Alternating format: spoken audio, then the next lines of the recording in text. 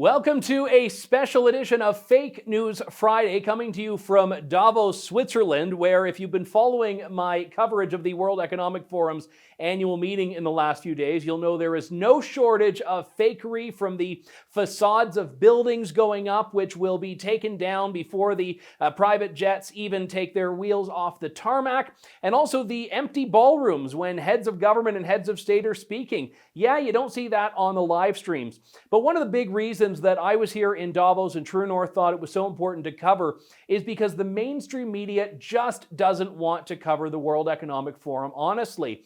When people like me raise very significant questions about the WEF, it gets thrown down as being misinformation or conspiracy theories, even though our coverage is rooted in fact, and in some cases, quoting the WEF officials themselves or the speakers from the panels, which is the bulk of what we've been doing over the last week here, not to mention just people on the street that we run into, some of whom happen to be world leaders. But because it is Friday, we thought we'd take the opportunity to talk about the media side of things here. It's not going to be a conventional Fake News Friday program with Story 1, Story 2, and Story 3, or to use the Swiss German, eins, zwei, and drei.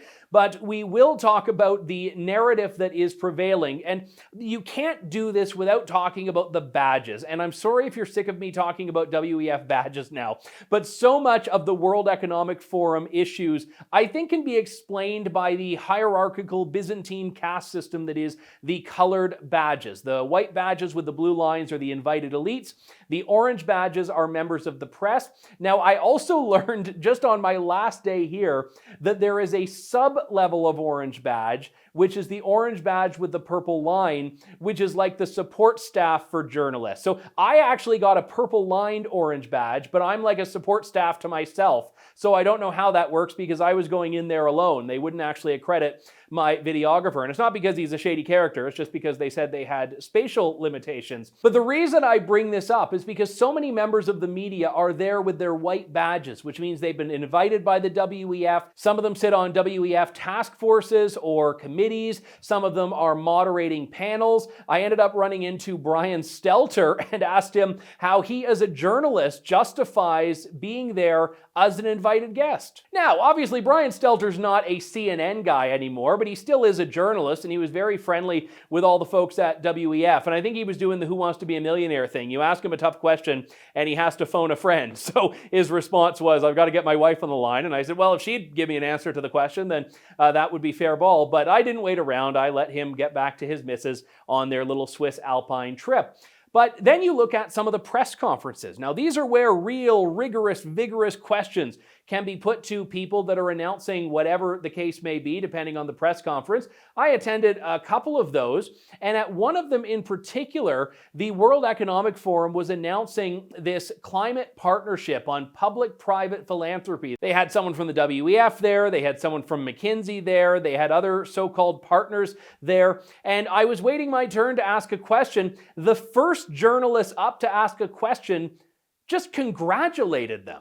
I want to now open the floor for questions from the media. Yes. And please introduce yourself and then we can have the panelists respond. Thank you. My name is Irene Hell. I have a press agency. We report for Copenhagen Post and many others. So I'm thrilled to be here.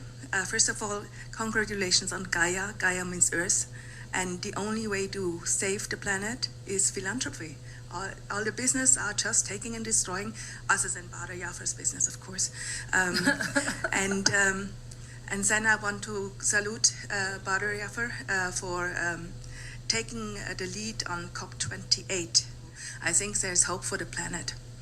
Do you have a question for the panelists? Yes. Can you imagine doing something so gushy and fawny and calling it journalism? Now, I don't know the woman. I don't mean her any ill will. Maybe she does great work. But the whole point is, it seems like a lot of the journalists that are covering the World Economic Forum are doing it because they want to be a part of the club, not because they want to speak truth to power.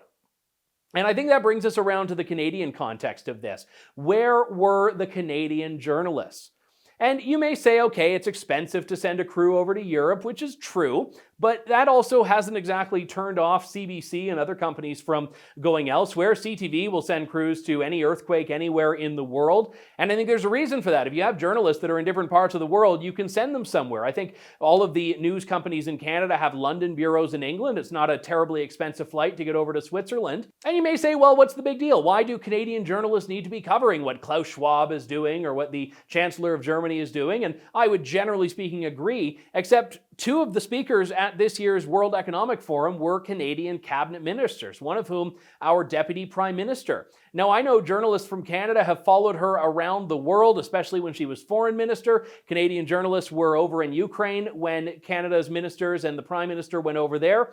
So when we've got Canadian cabinet ministers representing Canada at this pseudo-multilateral affair that is the World Economic Forum annual meeting, I think that would actually be something that Canadian media should cover.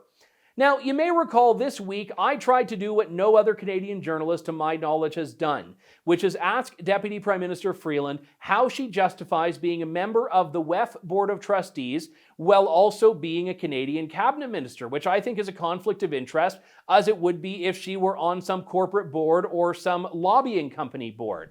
Hi, Minister. Andrew Lawton, True North. I was just wondering if it's a conflict of interest for you to be a trustee while also a cabinet minister.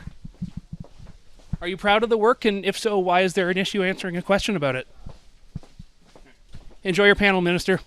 Chrystia Freeland, former journalist herself, the woman who literally wrote the book on the Davos elites and once tried to speak truth to power herself, but as it turned out, just had her nose pressed up against the Davos window until she was a part of the club, didn't want to answer any questions. Now, I don't exactly do this because I'm expecting an award. I'm certainly not looking for any recognition, which I know is not the motivating factor of journalism, or at least shouldn't be. But I did find it funny how the mainstream media type started poo-pooing what I maintain was an exercise in journalism. Globe and Mail columnist Andrew Coyne responded to that video with just 2 words, and pardon the blasphemy here, but he writes, "Oh Lord." Yeah, and I don't think he was talking about Chrystia Freeland's conduct. I think he was talking about mine. Now, it's worth noting that Andrew Coyne's boss at the Globe and Mail, David Walmsley, is here at WEF. I ran into him and had a lovely chat. David Walmsley is a very nice man, but he wasn't here as a reporter covering it. He was here as a participant.